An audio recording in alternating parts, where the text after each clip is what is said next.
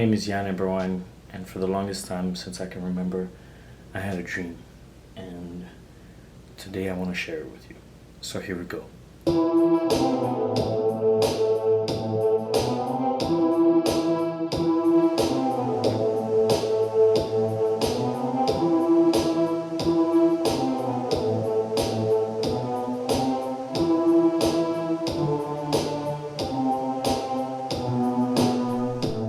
Alright, and now let's meet the characters.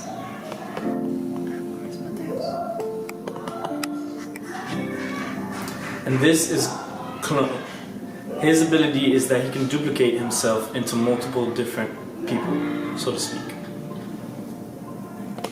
And this right here is his twin brother Ghost, whose ability is that he can walk through walls and also turn himself invisible. Over here we have Violet, who's an alien with the ability to teleport. And up here is Manifesto. His powers include using Earth's elements: earth, wind, fire, and water. Here we have Hourglass. Her ability is to stop and manipulate time. And finally we have Magno.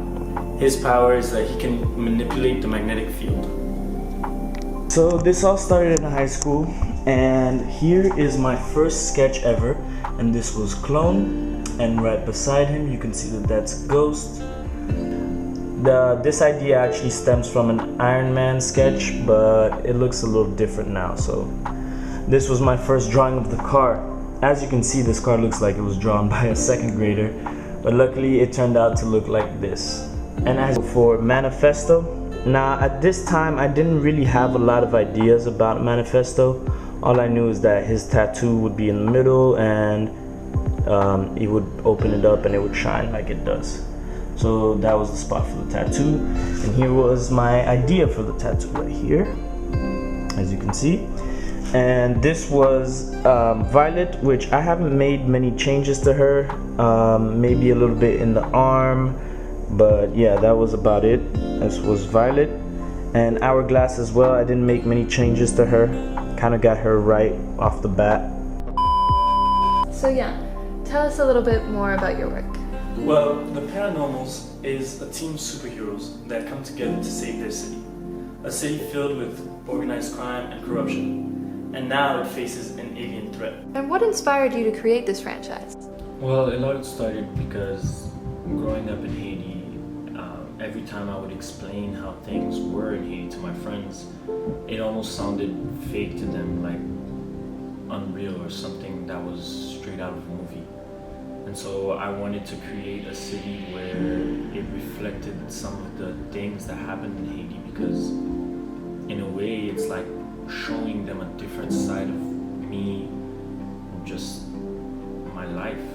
And then also everybody wants to be a hero in their own movie or in their own lives. And so I think that was kind of something that drove me to, is like to create a place where I can be the hero in my story and share my city, my country's views, and then at first it was just something that was for fun, but then it grew into so much more. And then it's like I was obsessed for no reason. I would spend my free time making art related to the superheroes and their city, and just building their world. And it's something that it kind of took over me, you know. It would help me sleep sometimes when I couldn't. It was something that I would spend time on. Instead of doing homework, I would be working on this. Or when I was frustrated, bored, you name it, anytime I found an opportunity to work on this, I just went for it, and I loved it. Thing is that over time I didn't know what I was really doing this for, because all these ideas were great, but unless I knew someone in the industry or someone who could help me actually make these movies, this art and this creation was fun. It wasn't gonna be something concrete yet. And so I decided that if I were to actually want to make these superheroes, then I would have to start making films, become a known person in the industry, and then create my passion project.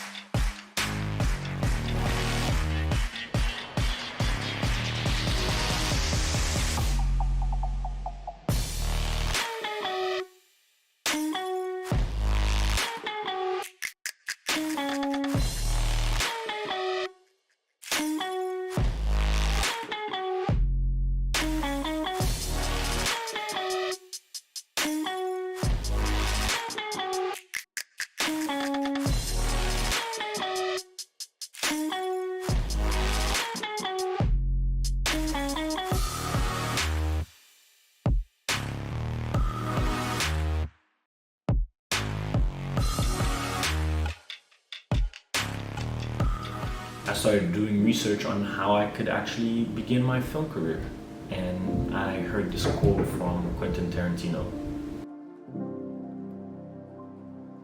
Well, I was always interested in film and looking for opportunities, and then one day I saw a flyer for actors wanted on a short film. So I reached out to the number and I was like, well, I'm not an actor, but I'm an aspiring filmmaker, and that I would love to work on one of their projects. And luckily for me, it worked out.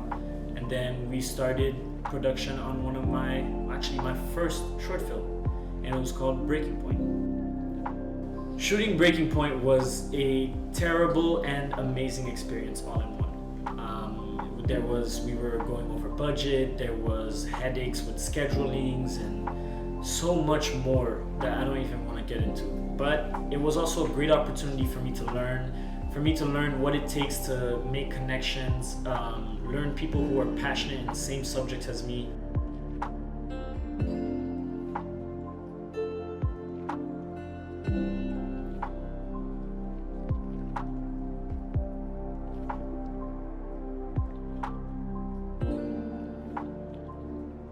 Have there been times where you wanted to quit or given up on your dream of becoming a movie director? I've wanted to give up multiple times. When I was younger, I was afraid that since I couldn't draw too well, that I wouldn't be able to take my ideas to the next step. And I was actually considering giving up until my brother showed me that I could use Photoshop to create images. And then from then on, I learned to use Photoshop to create them. And I kind of wanted to be reminded that anytime that there's a problem against my dreams, that I'll be able to overcome them. And so I actually got a tattoo here that's a 21, and it's meant to represent that year of when I found out about Photoshop. And it's also meant to show me that when I want to give up on my dreams, there's always a way to overcome the obstacles. Do you have any advice for people starting a career in film? My advice would be the same as some of the famous directors, where they say to just go out and try to film a movie, whether you have a budget or not. Maybe make friends help you out. God knows I made my friends help me out in my movies. I've known Jan for about 8 years. And would you say you guys are really close? Yes, he's my best friend and my roommate. Does he drag you into any of his stupid ideas and stuff? Yes, he drags me to everything and forces me to do them. Who's sure now, bitch? I heard that you worked on a movie called Beneath the Surface with him. How was that like? Yes, we worked on a movie about emotional abuse. It was very annoying, fun, and frustrating. What were some of the frustrating things that happened? The mess-ups. There were a lot of mistakes, and in order to correct them was a headache. And do you remember the first time that Jan said his dream was to be a movie director? Yes.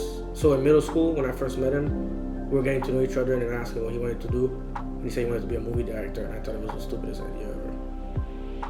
And what about now? You still think it's stupid? I mean, I don't know, not really. Like, I see he's done some projects. This is the second movie he's working on, so I just hope it gets out there. And what do you think about superhero movies in general in the industry? I love superheroes, so that's something I'm really into. So I think that it's a good thing to do, always. Did Jan ever make any promises about what he would be like in the future if he was successful? Yes, he promised to make me his manager so I can be rich. So we'll see if that happens. If you could say what you think he would say in his acceptance speech award in the future, what do you think his speech would sound like? I can't believe I made it. That's it? Yeah. Okay. What else can you tell us about Jan or his dream? Yeah. Jan is extremely lazy, but when he puts his mind into something, he works very hard to make it work. Like his directing career, I see that that's something he still wants to do since the 7th grade, and he's been working on a lot of stuff, projects. He's always writing some new ideas about a movie, so I like to believe that he'll make it. And We done? no, I'm supposed to keep I'm going. hungry. Okay, just in general, if you had to talk for like 2 more minutes about me and my movie career ideas, what would you say? Jan has good ideas that I think will work, but he needs to work on them harder because sometimes the ideas don't make sense to me, and he thinks it makes sense in his head. So I think he just needs to focus more on his ideas. Okay, keep talking. We are actually beneath the surface, like we talked about. It's coming out this weekend. It's about a movie about emotional abuse, and if you guys really want to watch it, it comes out this weekend. So ask Jan when you guys see this presentation, and he could send you the movie and let us know what you guys think. That's 2 minutes. That was not 2 minutes. And is there anything else that you wish to tell the viewers? Yes. I would like to say that dreams are our escape from reality. So dream big and live free.